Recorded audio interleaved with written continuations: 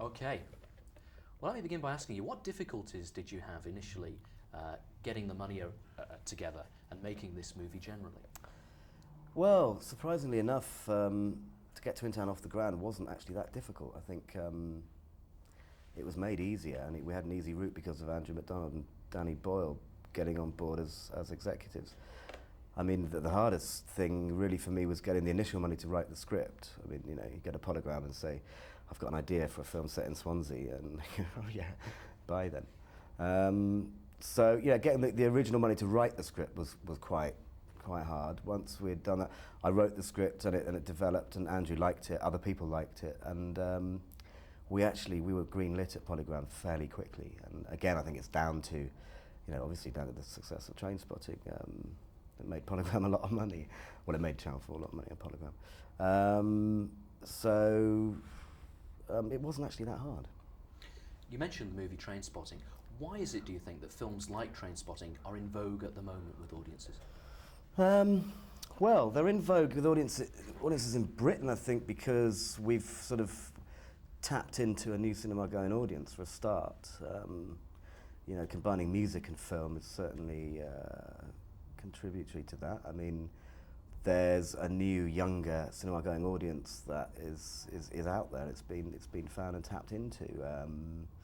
I think that's one reason. Why they travel abroad, I think, is because they're authentic movies. They're not kind of homogenized, sort of middle-of-the-road sort of nonsense.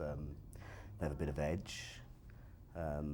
They're pacey, energetic, and I think the rest of the world seems to be genuinely intrigued by our little third world country that used to have an empire. You know, we're very good at expressing ourselves. We've got a lot of talent in Britain. And I think, yeah, the stories are working. You know, they're universal stories that travel. You know. Now let me play devil's advocate for a moment. Mm. Is this the image that you want to project of your country, of the UK in general? Because America particularly has a view of people in the UK being quite upper class. Yeah, absolutely. That's where the likes of, you know, Danny and Andrew and myself and you know, Mike Lee, yeah, that's where we're coming from. We're a class-ridden society. I mean, unfortunately, I mean, I think that these films are coming out of anger and discontentment, and yeah, I mean, it's the flip side of chocolate box filmmaking, without a doubt. And it's unfortunate that, you know, our film industry kind of rises and sets like the bloody sun. You know, really, it does. One week it's a kind of bricklayer's working class movie. Next week it's kind of, you know, four weddings and a funeral, and it's either toffs or kind of working class people. It's the class divide, and we've got to kind of merge somehow. And you know, that's the way it is. It's quite encouraging that films like, you know, Secrets and Lies and The English Patient is coexisting at the Oscars, for instance. That's a good sign. But you know, I don't just want to make kind of gritty, kind of angry films at all. I just want to make films, tell stories, you know. But they come out of something, and yeah. What would you say to those people who say that this only encourages juvenile misbehaviour, delinquency, driving cars like that? It's ridiculous. It's completely ridiculous. I mean, it's obviously, it's prompted a more reactionary sort of critique in our own country because I think it's on our own doorstep. You know, it is sort of mirroring an aspect of life that exists. I mean, I don't have a problem with it because I know for a fact that stuff goes on, and I made a documentary about it. That's why I was inspired to make the film. 5 people did die in a fire. There is an aspect of out-of-control policing, judiciary, cocaine being dealt by police. You know, it's real. I mean, I know it's real, so I don't have a problem. It's not like this fantasy just came out of my head. You know, it was drawn from real life events. So I think we've got to kind of throw it up, put it on the table, and I don't think younger people have a problem with it. I mean, I think it's the older generation have a problem with it. I think it reflects their narrow-mindedness in that, you know, some writers say, how can you have these 12 awful people, you know, representing this side of awful life? You know, you go, well, you obviously have no contact with it, mate, you know. To a sort of, you know, someone on the dole in a council estate in Swansea, I think they celebrate the film. I mean, to a reactionary estate agent from the Mumbles, it's not his cup of tea, it's fair enough. I know who I'm making films for, so that's all that matters. And it really is the reverse of what we see coming out of Hollywood. I mean, this is real life. It's base and it's gritty, as you say. Exact opposite. Well, yeah, it is. But then again, a great kind of American movie inspired me when I was writing my script. That was Fargo. You know, Fargo was a breath of fresh air for me in terms of, you know, especially American cinema. Just getting to grips with something that was so authentic, gritty, well placed.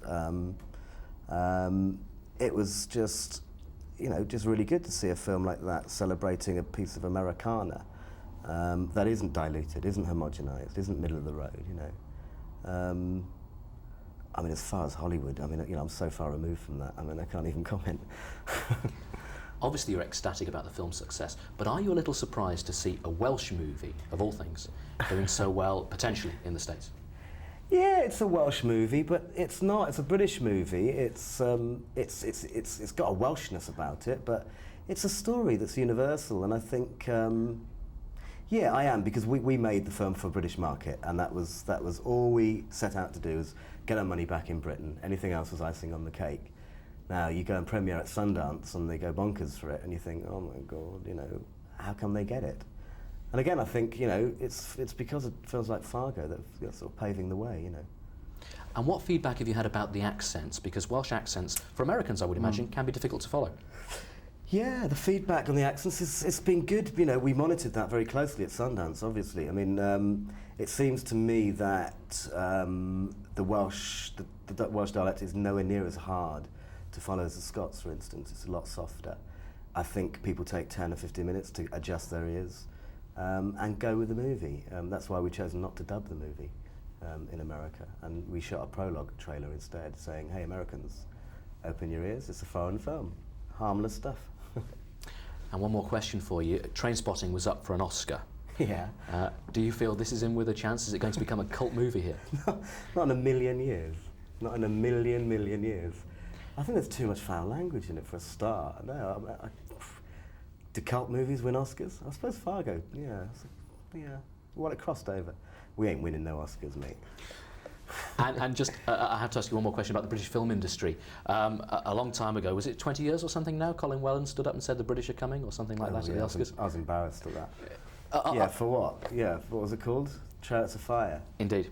And I don't think it ever really happened, or ever got going. It didn't happen. You know, this is what we were talking about. It doesn't happen because it's just a kind of fashion of the moment. You know what I mean? It's like, again, it's that image of kind of toffs at Cambridge and Oxford and four weddings and a funeral. You know, they're fine. They've got an audience. Quite, you know, absolutely let them exist. You know, if you want to make that kind of film, nothing wrong with it.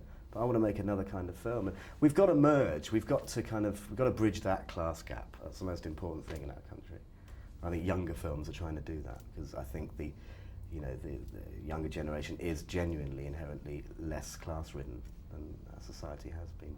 We should just make films, you know. We should produce English cinema stars, British cinema stars. That's terrific. Thank you very much indeed. Pleasure.